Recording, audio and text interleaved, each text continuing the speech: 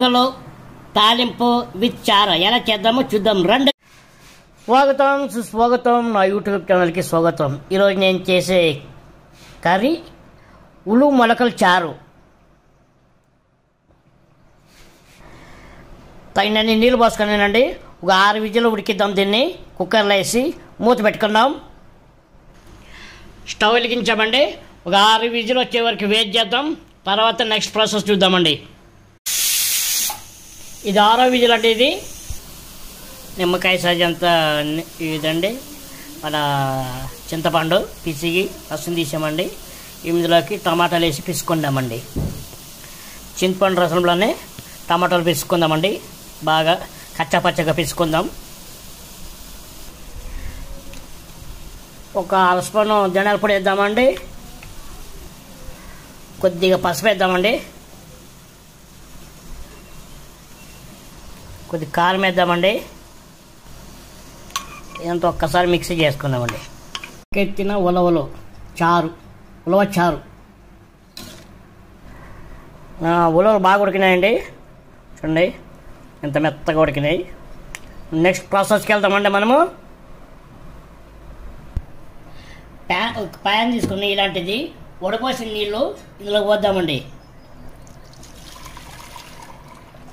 పోసిన తర్వాత మనం ఆల్రెడీ మిక్సీ చేసుకున్నాం కదా, మొత్తం కారం పొడి, పసుపు, ఉప్పు మొత్తం ఇందులో చింతపండు రసం అన్ని ఇందులో వేసి ఇప్పుడు స్టవ్ మీద పెడతామండి.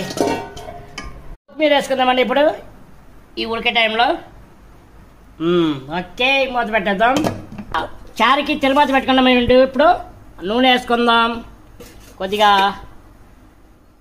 ఓకే ఉల్లిపాయలు వేసుకున్నామండి. ఉల్లిపాయలు, ఎల్లుల్లిపాయలు, పచ్చిమిరకాయలు, అలాగే 2 పచ్చిమిరకాయలు. తిరుమతలకు బాగుంటుంది పచ్చిమిరకాయలు వేస్తే.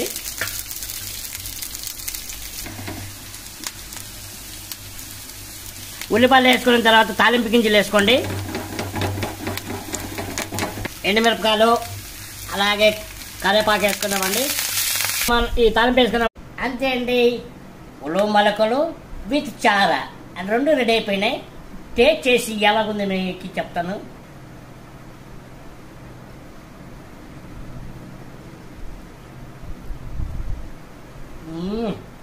సూపర్గా ఉందండి పాప. ఇది అన్నం పక్కన పెట్టుకుని చారు వేసుకుని ఉలవ చారు, ఒక ముద్ద అది అన్నము, ఒక ముద్ద ఇది కలిపి తినండి. ఆ టేస్టే వేరే లెవెల్లో ఉంటుంది. మీరు కూడా ఒకసారి ట్రై చేయండి, తినండి. నా కామెంట్ సెక్షన్లో కామెంట్ చేయండి. బాయ్.